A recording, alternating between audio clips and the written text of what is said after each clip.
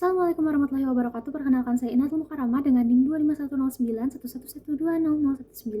Jadi pada kesempatan kali ini saya akan menjelaskan tentang jantung. Yang pertama-tama saya akan bahas tentang anatomi sirkulasi pada jantung. Nah, jadi jantung itu kan adalah organ utama dalam sistem kardiovaskular kita ya, yang fungsinya itu nanti untuk memompa darah ke seluruh tubuh. Yang dimana secara anatomi jantung itu dia punya 4 ruang, yaitu atrium kanan, lalu ada juga atrium kiri, ventrikel kanan, dan ventrikel kiri atau dextrum sinistrum. Nah, selain itu jantung itu juga punya 4 katup utama, yaitu katup trikuspid, lalu ada katup pulmonal, ada katup mitral atau katup bikuspidal, dan juga katup aorta. Lalu seperti yang kita tahu, sirkulasi darah pada jantung itu kan dimulai dari darah yang sedikit akan oksigen atau miskin akan oksigen, dan itu dari seluruh tubuh. Nah, darahnya tadi itu dia nanti akan masuk ke atrium kanan melalui dua pembuluh besar, yaitu vena cava superior dan vena cava inferior, yaitu ada di sekitar sini dan sini, yang di area atas dan bawah ya, sesuai namanya vena cava inferior dan superior. Lalu nanti dari vena cava superior itu akan membawa darah dari bagian atas tubuh, seperti itu kepala, leher, dan ekstremitas atas. Nah, kalau misalkan vena yang cava inferior nanti bawa darah dari bagian bawah tubuh seperti abdomen, panggul, lalu ada juga ekstremitas bawah. Nah, nanti dari atrium kanan darah itu mengalir melewati katup trikuspid yang menuju ventrikel kanan. Lalu dari katup trikuspid itu juga berfungsi untuk mencegah darah kembali lagi nanti ke atrium kanan, jadi supaya nggak ada arah balik saat kontraksi nantinya. Setelah berada di ventrikel kanan, nanti darah itu dipompa melewati katup pulmonal, nanti menuju arteri dan melepaskan karbon dioksida dan mengambil oksigen. Nah, prosesnya tadi itu disebut dengan difusi atau pertukaran gas. Lalu setelah itu nanti darah akan jadi kayak oksigen, lalu darah itu nanti kembali ke jantung melalui vena pulmonalis. Untuk arteri sendiri itu adalah pembuluh darah yang menuju ke jantung, sedangkan vena adalah pembuluh darah yang keluar dari jantung. Itu dari atrium kiri dan darah itu nanti mengalir melalui katup mitral menuju ke ventrikel kiri. Untuk katup mitral sendiri dia berfungsi mencegah darah kembali ke atrium kiri ketika nanti ventrikel kontraksi, kalau yang tadi dari dextrum. Kemudian nanti ventrikel kiri ini akan memompa kayakan oksigen itu melewati katup aorta menuju aorta. Nah, aorta itu adalah pembuluh darah besar yang nanti membawa darah ke seluruh tubuh. Dari aorta nanti darah itu akan diedarkan ke berbagai organ dan jaringan untuk memberikan oksigen serta nutrisi. Jadi secara sederhananya untuk alur sirkulasi darah pada jantung itu darah dari seluruh tubuh itu masuk ke atrium kanan, lalu nanti lalu ke ventrikel kanan, lalu menuju paru-paru. Lalu setelah dia mendapatkan oksigen di paru-paru, darah itu nanti kembali ke atrium kiri. Lalu dia masuk lagi ke ventrikel kiri dan dipompa ke seluruh tubuh melalui aorta. Nah, untuk sirkulasi ini terbagi menjadi dua bagian utama. Yang pertama itu ada sirkulasi pulmonal dan sirkulasi sistemik. Sesuai namanya, kalau pulmonal itu ke paru-paru dan sistemik nanti ke seluruh tubuh. Jadi dengan adanya sirkulasi ini, tubuh nanti dapat peroleh oksigen dan nutrisi yang dibutuhkan, serta membuang karbon dioksida dan sisa-sisa metabolisme di tubuh. Baik, masuk ke topik selanjutnya. Jadi di sini ada fakta fisiologi gagal jantung kiri dan kanan. Kalau misalkan untuk definisinya sendiri, gagal jantung ini kan adalah kondisi ketika nanti jantung itu tidak mampu lagi memompa darah secara efektif ya, untuk memenuhi kebutuhan oksigen serta nutrisi yang seperti saya sebutkan pada sebelumnya. Lalu gagal jantung ini dia dapat terjadi pada sisi kiri, lalu sisi kanan, atau keduanya juga. Nah, pertama-tama kita akan bahas dulu gagal jantung kiri. Untuk gagal jantung kiri ini, dia terjadi ketika ventrikel kiri itu nanti tidak mampu memompa darah seperti yang kayak akan oksigen nanti secara optimal ke seluruh tubuh. Nah, dari ventrikel kiri itu dia tuh merupakan kayak ruang jantung yang nantinya tugasnya itu untuk memompa darah itu kan ke aorta. Nah, habis itu baru ke seluruh jaringan tubuh. Kalau misalkan ventrikel kiri itu melemah atau misalkan ngalamin gangguan, nanti darah itu kan nggak dapat dipompa keluar dengan baik. Nah, akibatnya darah nanti itu akan tertahan di ventrikel kiri dan atrium kiri. Lalu tekanan di atrium kiri itu nanti dia akan meningkat. Lalu tekanan yang meningkat tadi itu diteruskan ke vena pulmonalis dan pembuluh darah dan paru-paru. Nah, karena misalkan tekanan di paru-parunya itu juga meningkat, jadi nanti itu cairan dapat merembes keluar dari pembuluh darah ke jaringan paru. Kondisi ini tuh nanti dapat disebut dengan kongesti paru atau edema paru. Nah, inilah yang menyebabkan nanti pasien gagal jantung kiri itu sering ngalamin sesak napas, terutama saat nanti dia berbaring atau saat melakukan aktivitas. Kalau misalkan dia berbaring kan otomatis ketumpuknya itu kayak di area badannya secara general ya, secara bagian bawah semua. Misalkan kita rebahan tuh, ada bagian atas kita ngadep ke atas, ada yang bawah. Nah, itu akan tertumpuk di situ. Kalau misalkan dia tidak berbaring, tumpukan cairan itu akan ke bawah, otomatis dia akan berkurang. Jadi pada pasien ini biasanya dia lebih nyaman duduk atau berdiri.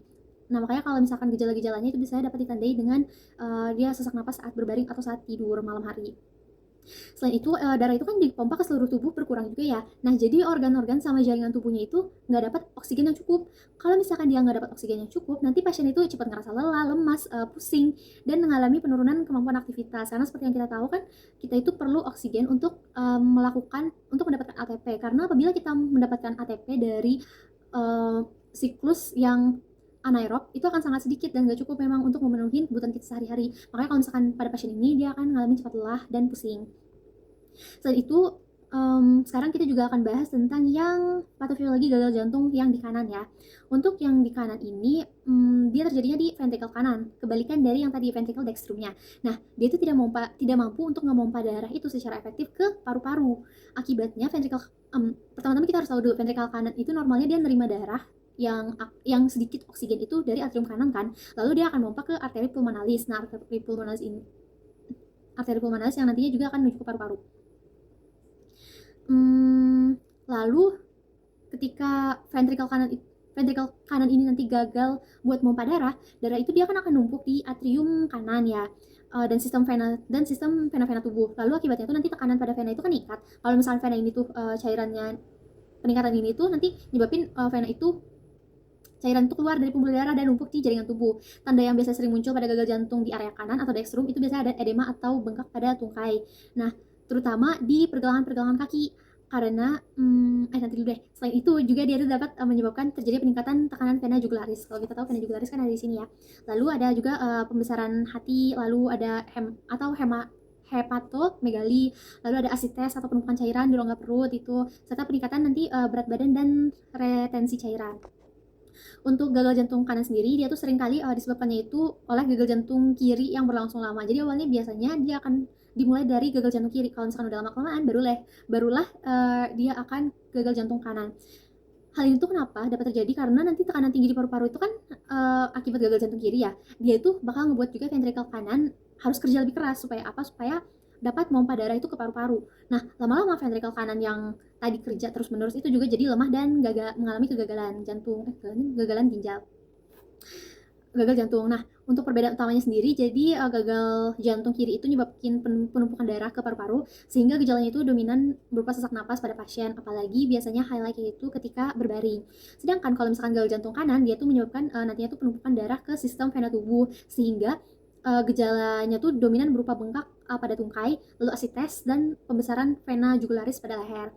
Nah, dari kita memahami patofisiologis ini, nanti kita dapat mengetahui kalau misalkan gagal jantung ini nggak cuma masalah jantungnya lemah, tapi juga dia tuh mengganggu aliran darah dan peningkatan tekanan pembuluh darah serta penumpukan cairan pada organ-organ tertentu. Baik, selesai kita bahas tentang patofisiologis dan gagal jantung tadi. Sekarang kita juga akan bahas tentang sign and symptoms atau tanda dan gejala pada gagal jantung. Sini juga terlihat ya. Jadi gagal jantung itu kan dia menimbulkan berbagai tanda dan gejala ya. Nah, tergantung pada bagian jantung yang nanti mengalami gangguan, apakah nanti sisi kiri, kanan, atau keduanya. Kalau misalnya pada gagal jantung kiri, masalah utamanya itu kan karena ventrikel tidak mampu memompa darah itu kan secara efektif ke seluruh tubuh. Akibatnya apa? Akibatnya nanti darah itu numpuk ke arah paru-paru. Nah, penumpukan cairan di paru-paru ini nanti dia nyebabin gejala utamanya itu berupa sesak napas atau dyspnea. Nah, lalu kalau misalkan sesak napas pada jantung kiri, biasanya semakin terasa ketika pasien itu juga melakukan aktivitas.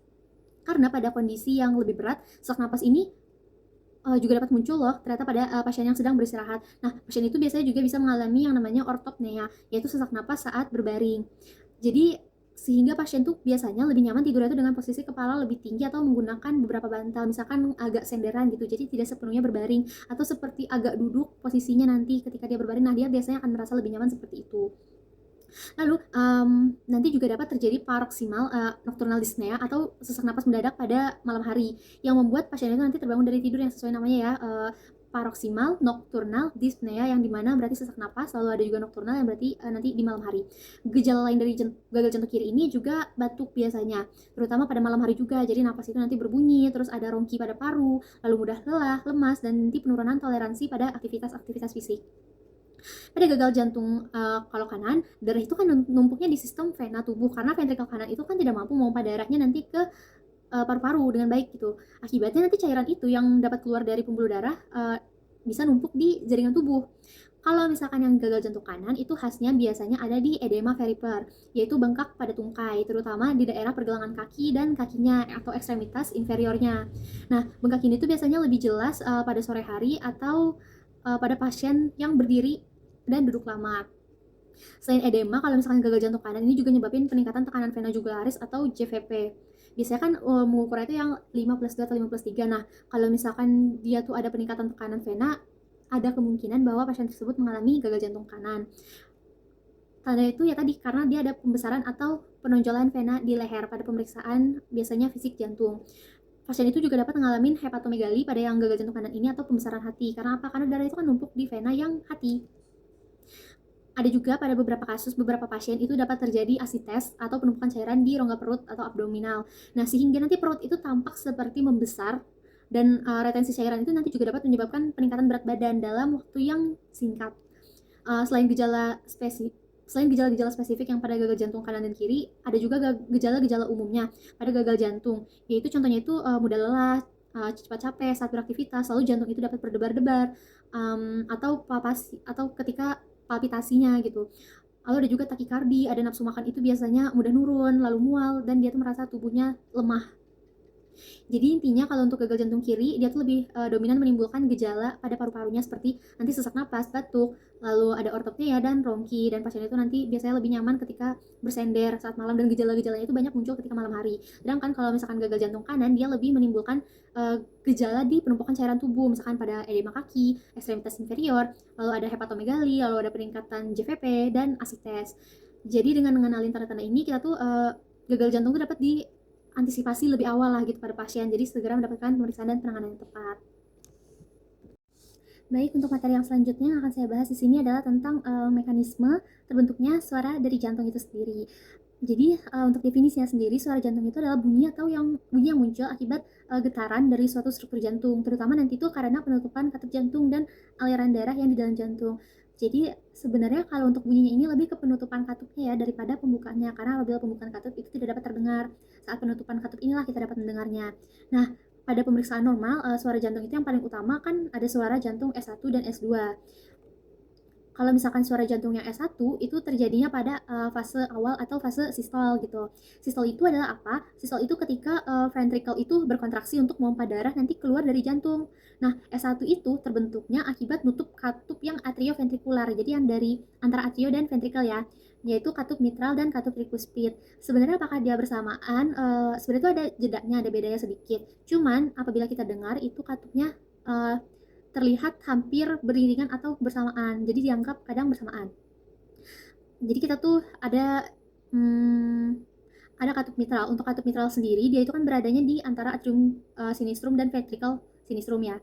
Sedangkan kalau misalkan katup yang tricuspid, dia itu kan beradanya di antara atrium yang dextrum dan ventricle yang dextrum juga.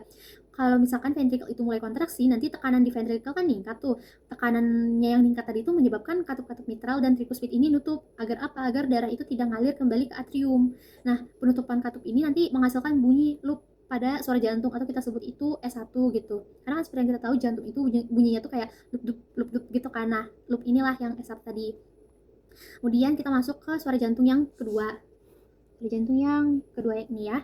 Nah, untuk suara jantung yang kedua ini dia tuh terjadinya di akhir fase sistol atau memasuki fase awal yang diastol. Untuk diastol sendiri dia tuh adalah fase ketika nanti jantung itu relaksasi dan ruang jantung itu terisi kembali oleh darah-darah. Nah, S2 ini tuh terbentuknya akibat nutup katup semilunaris namanya. Seperti bulan makanya namanya dinamakan semilunaris, yaitu katup aorta dan katup pulmonal.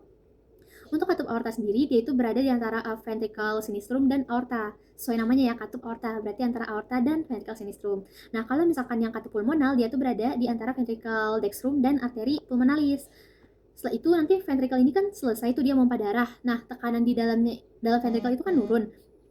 Hal ini tuh nanti nyebabin katup-katup aorta sama pulmonal itu nutup. Agar apa? Agar darah itu nanti nggak balik ke dalam ventricle. Penutupan katup ini nanti menghasilkan bunyi yang namanya dup gitu. Jadi loop dup itu S1, S2, S1, S2. Jadi itulah suara jantung normal yang terdengar sebagai loop dup yang berasal dari S1 dan S2-nya. Lalu untuk loop sendiri tadi sudah saya bilang kalau dia itu suara S1 akibat penutupan katup mitral dan tricuspid, sedangkan kalau loop itu adalah suara S2 yang akibat penutupan katup aorta dan pulmonal. Nah, selain dua bunyi S1 S2 ini, ada juga sebenarnya itu suara jantung tambahan yaitu S3, S4 dan ada nanti murmur. Untuk S3 sendiri dia tuh dapat muncul setelah S2 atau fase awal diastol. Untuk S3 sendiri dia sering berhubungan dengan pengisian ventrikel yang biasanya itu cepat, dan pada orang dewasa dia tuh dapat menjadi ada tanda overload volume pada atau gagal jantung gitu. Sementara kalau misalkan S4 itu muncul sebelum S1 yaitu dia tuh pada akhir diastol biasanya. Untuk S4 sendiri dia tuh terjadi akibat kontraksi atrium yang dorong darah itu masuk ke ventrikel yang kaku gitu. Jadi suara ini tuh cuman ditemukan pada kondisi seperti hipertrofi ventrikel atau tekanan darah tinggi yang sudah berlangsung lama. Jadi demikian suara jantung yang terbentuk karena perubahan tekanan di dalam ruang jantung. Untuk gerakan katup sendiri, suara getaran katup lalu serta getaran dan terjadi saat katup itu nanti nutup dan darah mengalir.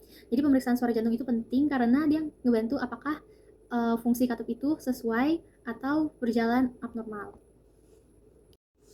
Baik, jadi setelah tadi kita bahas tentang bunyi S1 dan S2, selanjutnya ini kita akan bahas tentang murmur patologisnya pada insufisiensi dan stenosis katup ya.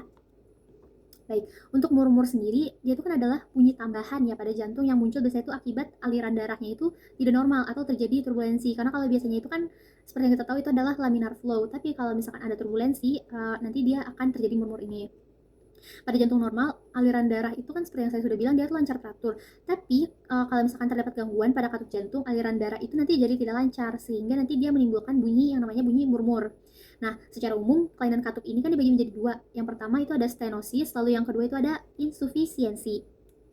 Untuk stenosis sendiri, definisinya itu dia tuh merupakan kondisi ketika nanti katup itu ngalamin penyempitan sehingga nanti darah itu susah lewat dari katup itu. Nah, kalau misalkan insufisiensi atau regurgitasi, biasanya kita lebih sering mengenalnya dengan regurgitasi. Nah, dia itu adalah kondisi ketika katup itu tidak dapat nutupnya itu secara sempurna sehingga nanti darah itu ngalir balik ke ruang jantung yang sebelumnya. Sedangkan saya sudah jelaskan di sebelumnya itu kalau misalkan dia ada katup supaya tidak terjadi arah balik, tapi pada kasus ini pada regurgitasi nanti dia akan kembali ke ruang jantung yang sebelumnya.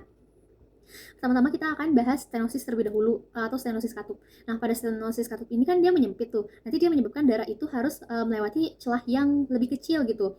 Otomatis karena celahnya itu lebih kecil, alirannya itu nanti lebih cepat kan, dan turbulen ibarat tuh kayak selang air yang harusnya segini terus kita tutup sebagian dan itu nanti aliran air itu akan lebih deras dan nanti akan lebih turbulen atau tidak stabil.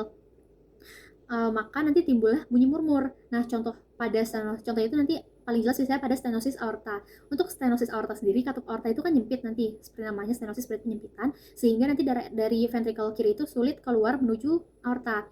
Nah, murmur pada stenosis aorta ini biasanya terdengarnya itu saat sistol. Karena apa? Karena nanti darah itu kan keluarnya dari ventrikel sinistrum ke aorta pada fase yang namanya sistol.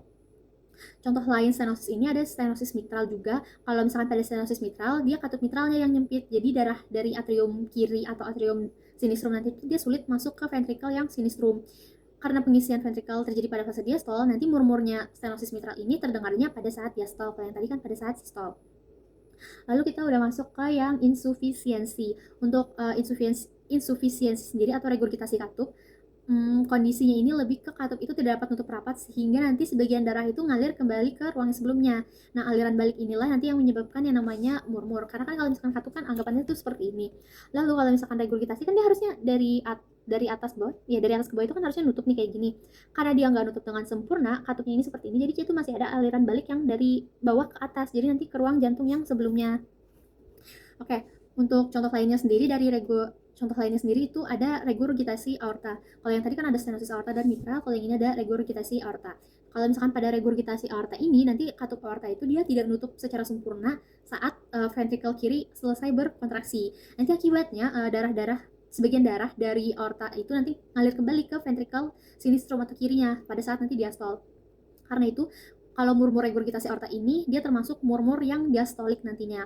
Jadi secara sederhananya untuk murmur stenosis dan regurgitasi ini, pada stenosis itu terjadi karena darah itu dipaksa untuk melewatin katup yang udah menyempit atau seperti pipa yang udah kita tutupin, jadi alirannya sempit dan itu terjadi turbulensi yang harusnya laminar flow. Sedangkan kalau misalkan pada yang murmur insufisiensi itu terjadi karena nanti adanya aliran balik darah akibat katup itu yang tidak nutup sempurna, jadi dia akan kembali ke ruang yang sebelumnya. Cara ngingatnya untuk stenosis aorta dan mitral umumnya dia tuh menghasilkan murmur sistolik, sedangkan kalau misalkan yang stenosis mitral dan regurgitasi aorta jadi kebalikan gitu ya pasangannya, stenosis aorta dengan regurgitasi yang mitral. Sedangkan kalau misalkan yang stenosis mitral sama regurgitasi aorta. Nah, kalau misalkan yang stenosis mitral sama regurgitasi aorta itu umumnya terjadi di murmur diastolik. Untuk murmur patologis ini penting dikenalin karena nanti dia dapat nunjukin apakah ada kelainan pada katup-katup jantung kita. Nah, pemeriksaan murmur ini biasanya dilakukan dengan stetoskop. Kemudian dapat juga sebenarnya dilakukan dengan pemeriksaan penunjang seperti ekokardiografi untuk melihat struktur dan fungsi katupnya secara lebih jelas nantinya. Wah.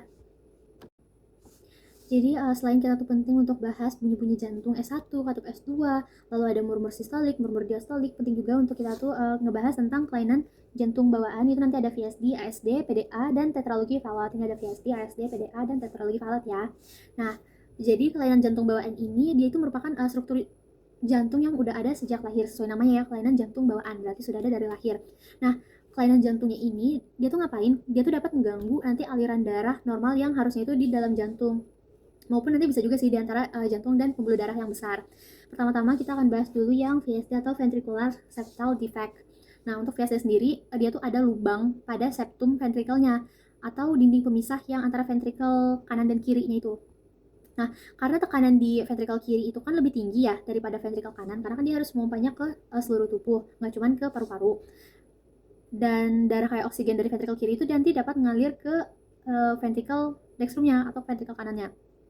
Akibatnya kalau ngalir apa? Nanti akibatnya jumlah darah yang menuju paru-paru itu jadi lebih banyak dari yang seharusnya. Nah, kalau misalkan lubangnya itu besar, jantungnya itu berarti harus lebih kerja keras juga. Dan kalau misalkan dia bekerja terlalu keras, nanti dapat menyebabkan sesak napas, mudah lelah, serta gangguan pertumbuhan.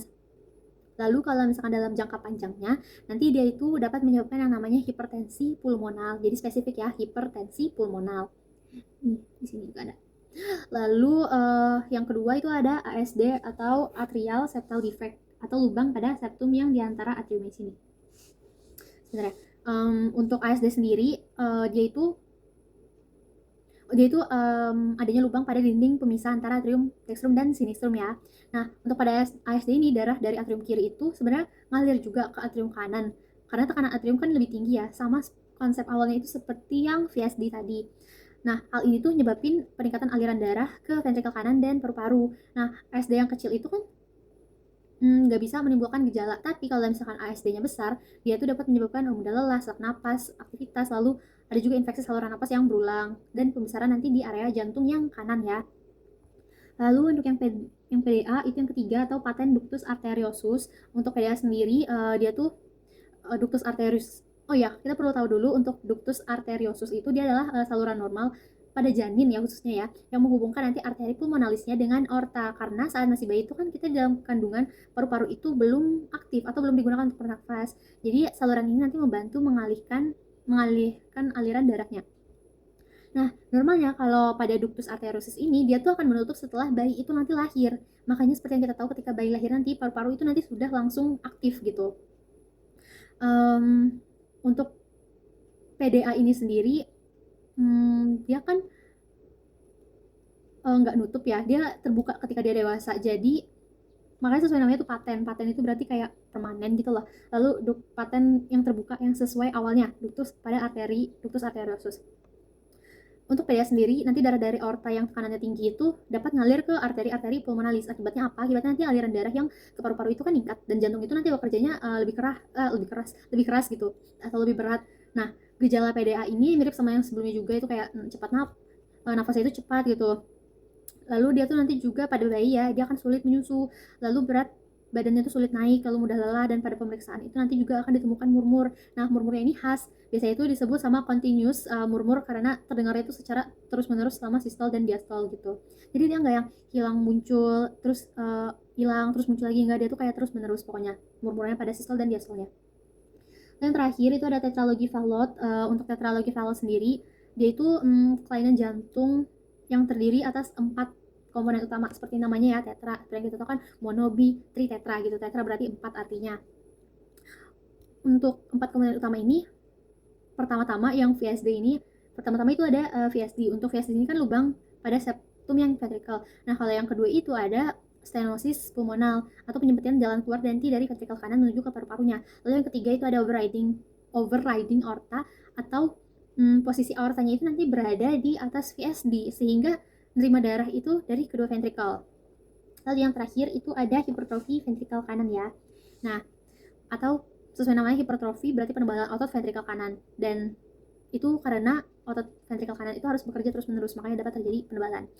Pada tetralogy valve, darah yang sedikit oksigen itu nanti kan masuk tuh ke sirkulasi sistemik, sehingga tubuh itu kan nerima darah itu dengan kadar oksigen yang rendah ya. Nah, hal ini tuh nanti menyebabkan yang namanya sianosis. Untuk sianosis sendiri, dia itu warna kebiruan pada bibir, kuku, atau nanti pada kulit-kulitnya. Karena tetralogy valve ini sering disebut sebagai salah satu penyakit jantung bawaan yang sianotik gitu.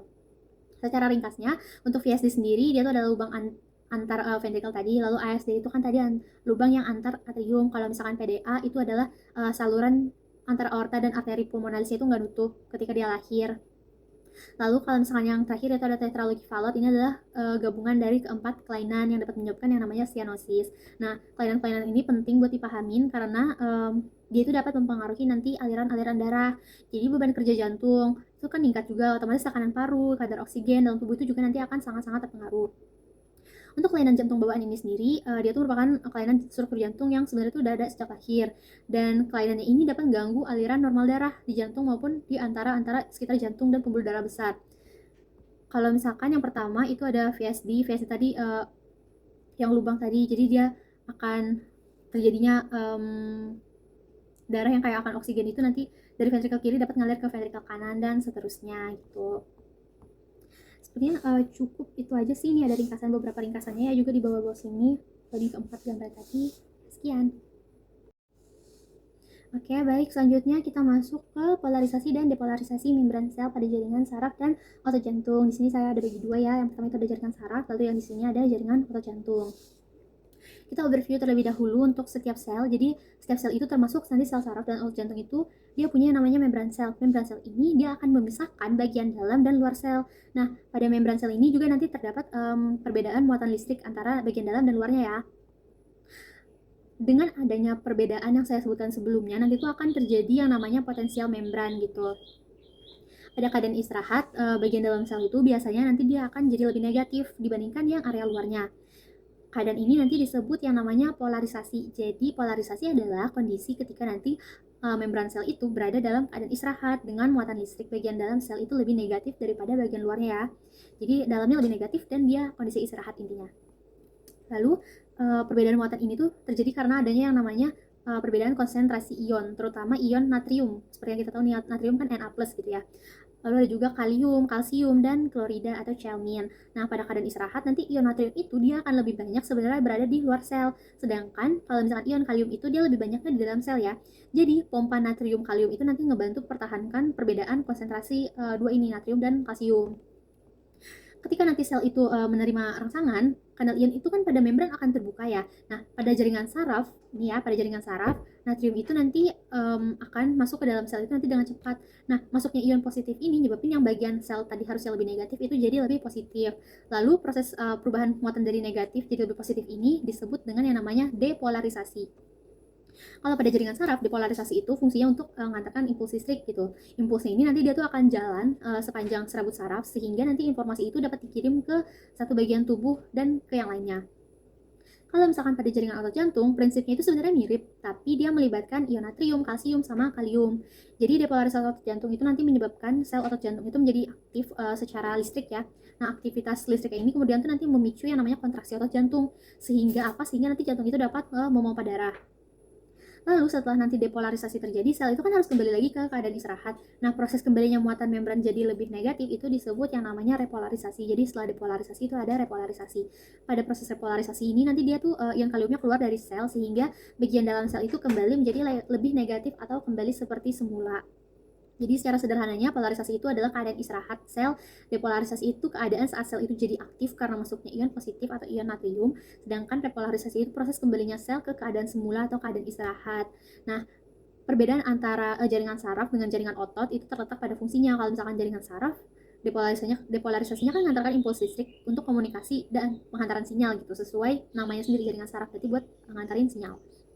Sedangkan kalau misalkan pada otot jantung, depolarisasinya ini lebih cenderung ke menghasilkan aktivitas listrik yang nanti memicu kontraksi pada jantung itu sendiri. Jadi dengan adanya polarisasi, depolarisasi dengan repolarisasi, nanti sel saraf itu dapat mengantarkan impuls, sedangkan kalau sel jantung nanti dapat kontraksinya secara teratur. Baik, jadi setelah tadi kita bahas tentang depolarisasi, repolarisasi, dan polarisasi pada saraf dan otot jantung, sekarang kita juga akan bahas tentang penjalaran gelombang depolarisasi pada otot jantung. Ini ada urutan-urutannya, jadi ini ada 7. Jadi perlu kita ketahui terlebih dahulu, kita overview. Jantung itu dia punya sistem pengantar listrik yang khusus nanti fungsinya itu untuk mengatur irama dan koordinasi kontraksi jantung. Makanya kalau misalkan kita lihat di EKG itu iramanya itu konsisten gitu. Kalau misalkan ada perubahan irama berarti terjadinya aritmia atau suatu ketidak keseimbangan pada ritme jantung.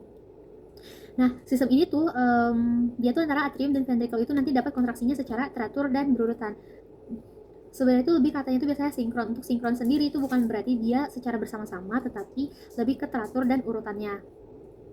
Pertama-tama kita masuk dulu yang gelombang depolarisasi jantung. Itu dimulainya nanti dari nodus esa atau sinoatrial node. Nah, untuk nodus esa ini dia tuh terletaknya nanti di atrium dextrum dekat nanti muara vena cava yang superior ya. Nodus esa ini nanti disebut sebagai pacemaker utama atau pacemaker alamiah jantung karena memang dia tuh menghasilkan impuls listriknya itu secara otomatis. Untuk impulsnya itu sekitar 60 sampai 100 bpm atau 60 sampai 80 tergantung dari referensi yang dibaca. Nah, untuk dari nodus esa ini nanti dia itu kan impuls listriknya nyebar tuh ke seluruh otot dan otot atrium di dextrum dan atrium yang sinistrum. Penyebaran impulsnya ini tuh nanti menyebabkan yang namanya atrium itu mengalami depolarisasi. Nah, setelah atrium itu nanti depolarisasi, atrium itu nanti akan kontraksi dan ngedorong darah itu nanti masuk ke arah ventricle. Kemudian impuls listrik tadi menuju ke nodus AV ini ya, atau atrioventricular node atau nodus atrioventricular. Untuk nodus AV sendiri dia itu terletaknya di antara atrium dan ventricle. Nah, kemudian di nodus AV ini impuls listriknya itu nanti dia ngalamin sedikit perlambatan atau jeda sebentar. Nah, perlambatannya ini itu penting karena apa? Karena nanti dia memberi waktu ke ventricle-nya untuk terisi darah itu terlebih dahulu sebelum nanti ventricle-nya kontraksi. Lalu setelah ngelewatin AV, nanti impuls listrik itu nanti akan ke berkas His gitu atau bundle of His kita nyebutnya. Nah, berkas His ini nanti dia tuh ada dua cabang utamanya. Yang pertama itu ada RBB, lalu yang kedua itu ada LBB. Untuk RBB atau right bundle branch dan LBB itu adalah left bundle branch. Nah, cabang kanannya ini atau RBB nanti itu akan bawa impuls itu menuju ke ventricle yang dextrum. Sedangkan kalau misalkan cabang yang di kiri atau LBB itu nanti bawa impulsnya ke yang ventricle yang sinistrum. Selanjutnya nanti impuls listrik itu dia tuh menyebar melalui serabut Purkinje. Untuk serabut Purkinje sendiri dia tuh menyebarkan impuls itu secara cepat ke seluruh otot yang ventricle ya. Diketahui dari beberapa literatur itu ada yang bilang kecepatannya itu 4 meter per detik gitu. Nah, untuk penyebarannya ini tuh kan dia cepat antara ventricle kanan dan kiri dan kontraksinya itu hampir secara bersamaan.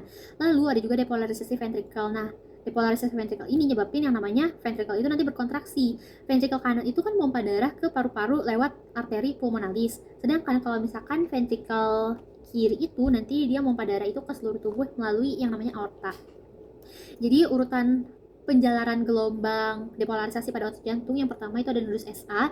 Habis nodus SA itu nanti ada otot atrium, lalu ada nodus AV, lalu berkas bundle of His, lalu ada RBB, LBB, lalu ada serabut Purkinje, dan yang terakhir itu otot ventricle. Kalau misalnya disederhanakannya impuls listrik itu dimulainya dari atrium dextrum menyebar nanti ke atrium, lalu berhenti sebentar di nodus AV, lalu turun ke ventricle melalui sistem pengantar listrik. Nah, proses ini nanti bikin kontraksi jantung itu menjadi teratur dan atrium itu nanti berkontraksi lebih dulu, kemudian baru nanti ventricle yang kontraksi setelah si atrium berkontraksi. Dengan adanya penjalanan yang ini tadi tuh depolarisasi, dia tuh dapat terkoordinasi secara teratur. Jadi jantung itu memompa darahnya lebih efektif ke paru-paru dan ke seluruh tubuhnya. Baik, selanjutnya kita akan bahas tentang gimana sih caranya depolarisasi itu dideteksinya sama EKG gitu. Jadi ini ada 3 poin utama yang akan saya bahas. Nanti ada sistem hantaran jantung, lalu penempalan elektroda EKG-nya, lalu ada juga arah pandang atau sadapan atau lead-nya. Jadi antara frontal lalu yang horizontal juga ya. Pertama-tama EKG atau elektrokardiografi itu kan dia adalah alat yang nanti digunakan untuk merekam aktivitas kelistrikan pada jantung ya. Nah, aktivitas listrik ini dia tuh berasal dari proses yang namanya depolarisasi dan repolarisasi pada sel-sel otot yang ada di jantung. Jadi, EKG itu nggak merekam kontraksi jantung secara langsung, tetapi merekam sinyal listrik yang menyebabkan kontraksi tersebut. Kadang kita sebut juga nama itu seperti sadapan gitu. Lalu untuk gelombang depolarisasi pada jantung, dia itu kan menyebarnya kata saya tadi dari nodus SA ke atrium. Lalu kemudian dari dia nodus AV itu ke Berkasi, selalu ada cabang yang LBB RBB, lalu ada juga sahabat Purkinje, baru nanti kalau ventricle. Nah, saat gelombang listrik ini nanti itu menyebar, dia tuh akan terbentuk perbedaan potensial listrik di permukaan tubuh kita. Nah, perbedaan potensial inilah yang nanti dapat dideteksi itu oleh elektroda EKG-nya. Jadi elektroda EKG itu nanti dipasang pada beberapa titik tubuh. Pada EKG standar itu sebenarnya ada 12 sadapan, dan elektroda itu dipasangnya di ekstremitas dan dada ya. Lalu untuk elektroda ekstremitas biasanya itu dipasang pada lengan kanan, lengan kiri, tungkai kanan sama yang tungkai kiri. Sedangkan kalau misalkan elektroda dada atau prekordial itu nanti dipasangnya dari vertebra 1 sampai vertebra 6 di dada, V1 sampai V6 di dada. Melalui elektroda tadi, EKG itu dapat melihat aktivitas listrik jantung dari berbagai arah. Nah, sadapan ekstremitas tadi itu melihat aktivitas listrik jantung dari bidang yang frontal, lalu juga dari arah bawah, atas, kanan, kiri tubuh. Jadi kalau misalkan yang frontal tadi itu ya kanan, kiri, atas, bawah. Kalau misalkan yang selanjutnya itu ada juga yang horizontal. Untuk horizontal sendiri itu adalah bagian depan dan arah belakang dari jantung. Lalu pada hasil EKG, depolarisasi atrium itu dia terlihat sebagai gelombang P namanya. Nah, gelombang P ini menunjukkan aktivitas listrik kalau atrium dextrum dan sinistrum itu ngalamin yang namanya depolarisasi sebelum kontraksi.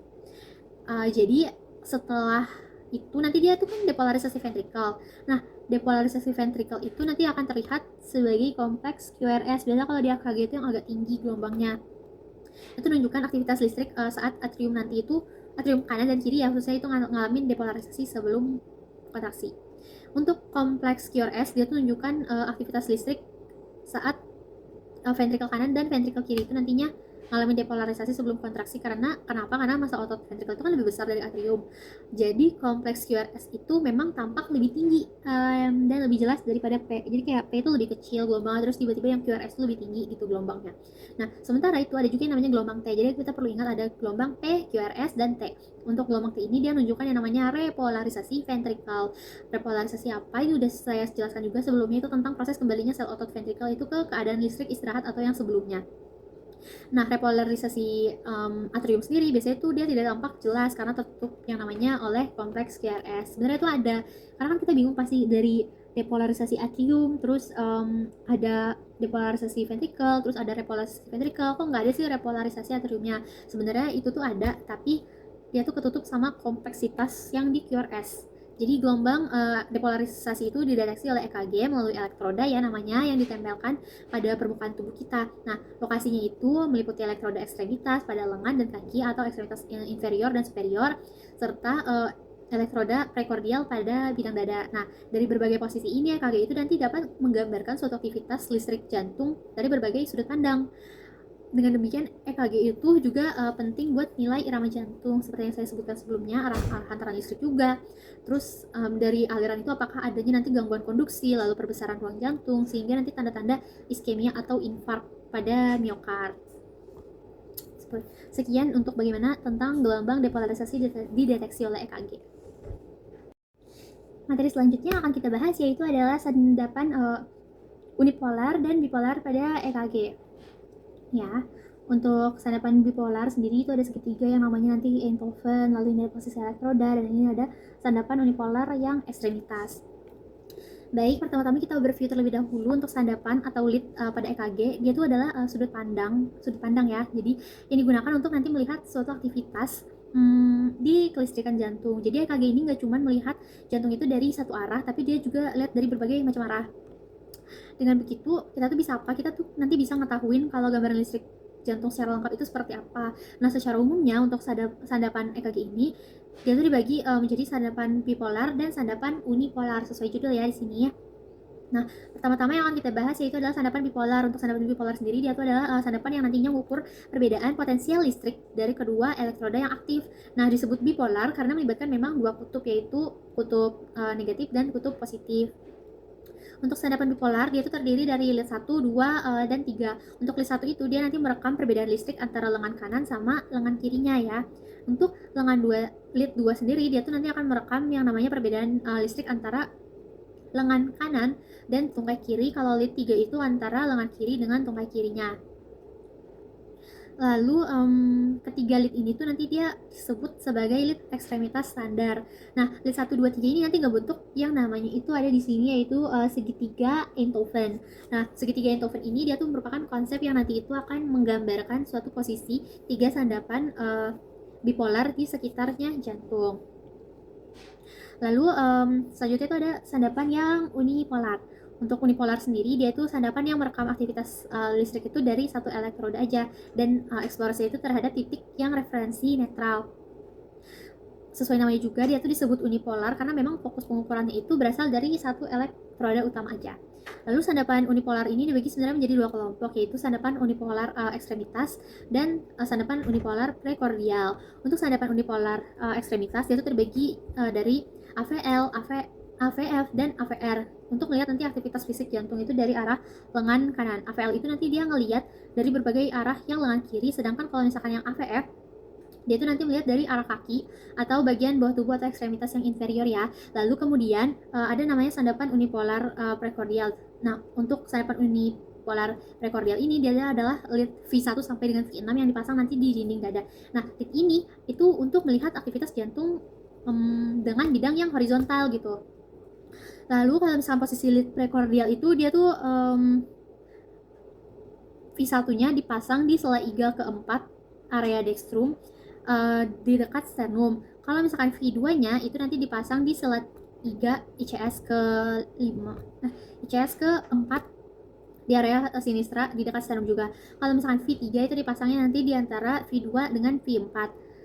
Lalu ada juga V4. V4 itu dipasangnya di ICS ke-5 pada garis yang namanya mid clavicula yang sinistra. Lalu ada V5. Untuk V5 itu nanti dipasangnya sejajar dengan V4 pada garis yang aksila anterior.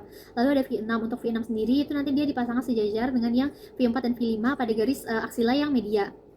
Lalu untuk lead V1 dan V2 terutama nanti dia tuh akan melihat bagian septalnya jantung. Nah, kalau misalkan yang V3 sama V4 dia tuh akan melihat bagian yang anterior, sedangkan kalau misalkan lihat V5 dan V6 itu nanti akan melihat bagian dari lateralnya jantung.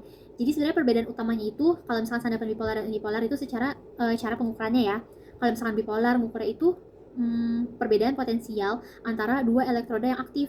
Sedangkan kalau misalkan yang unipolar, sesuai namanya dia mengukur aktivitas listrik itu cuma dari satu elektroda, tapi terhadap titik yang referensi gitu. Sekian dari sandapan unipolar dan bipolar pada EKG.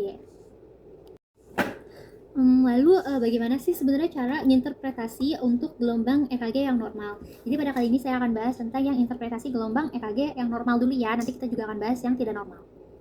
Untuk EKG normal dia tuh menggambarkan aktivitas listrik jantung itu nanti berjalannya teratur gitu, mulai dari depolarisasi atrium, depolarisasi ventrikel, lalu sampai ke repolarisasi ventrikelnya. Nah, dalam baca EKG kita tuh perlu ngelihat beberapa komponen utama. Komponen utamanya itu apa aja sebenarnya? Itu ada frekuensi jantung, terus ada irama, ada gelombang P internal PR, lalu ada kompleks QRS, ada segmen ST, gelombang T, dan interval QT. Pertama-tama kita lihat dulu untuk yang frekuensi jantungnya. Untuk frekuensi jantung normal seperti yang kita tahu pada orang dewasa itu biasanya 60 sampai 100 kali per menit atau BPM. Kalau misalkan kurang dari 60 kali per menit itu disebutnya nanti brakikardia. Kalau misalkan yang lebih dari 100 itu nanti disebut takikardia. Lalu yang kedua kita lihat dulu irama jantungnya. Nih, irama jantungnya. Untuk irama jantung sendiri normalnya itu disebut irama sinus. Ciri dari irama dari sinus itu dia tuh biasanya setiap gelombang P itu nanti akan diikuti sama yang namanya kompleks QRS. Nah, jarak antara gelombang P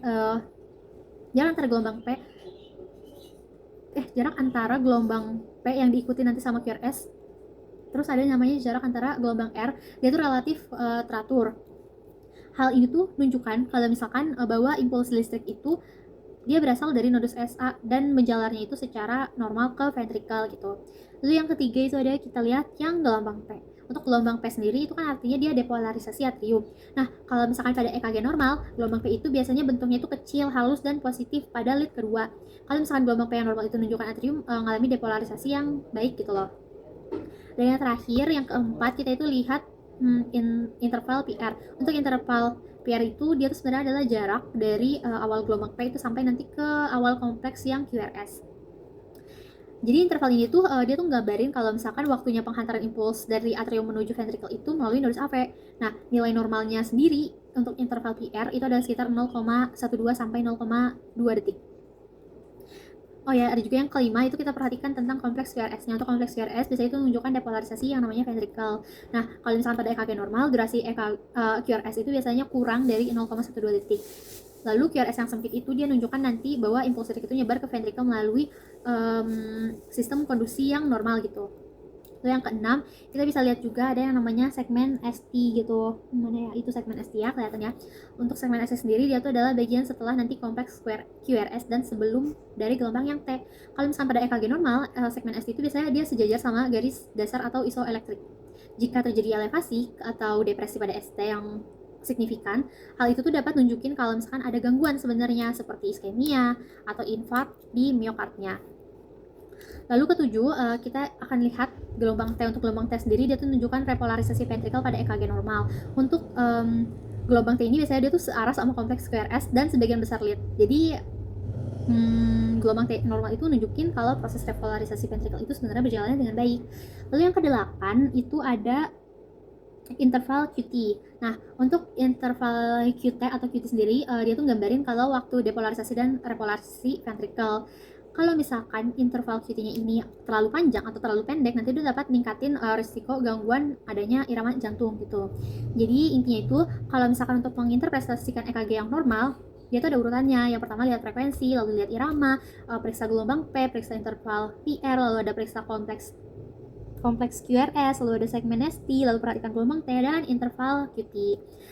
Jadi EKG normal itu dia tuh memiliki frekuensinya 60 sampai 100 BPM ya kalau misalkan pada kondisi normal. Lalu ada juga kondisi normal itu yang namanya irama sinus yang teratur, lalu gelombang P-nya itu sebelum QRS, lalu interval PR-nya normal, kompleks QRS-nya itu juga sempit, lalu segmen ST-nya itu isoelektrik, dan nanti gelombang T-nya itu normal. Sekian dari materi interpretasi gelombang EKG yang normal. Selanjutnya nanti kita akan bahas yang abnormal ya.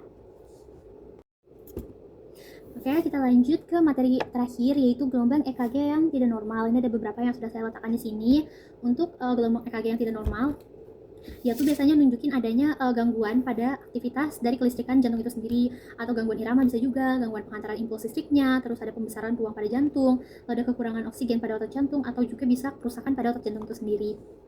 Pertama-tama yang akan kita bahas itu kelainan pada gelombang P-nya ya, atau gelombang P itu depolarisasi yang atrium. Kalau misalkan gelombang P itu terlalu tinggi nanti atau terlalu lebar, biasanya bentuknya itu kan gak normal. Nah, itu dapat menunjukkan perbesaran pada atrium. Misalnya gelombang P yang tinggi dan runcing itu tuh dapat ngarahnya nanti tuh ke perbesaran atrium kanan. Kalau misalkan gelombang P-nya itu lebar dan bercabang-cabang, itu biasanya ngarahnya ke perbesaran yang atrium di kiri atau sinistrum.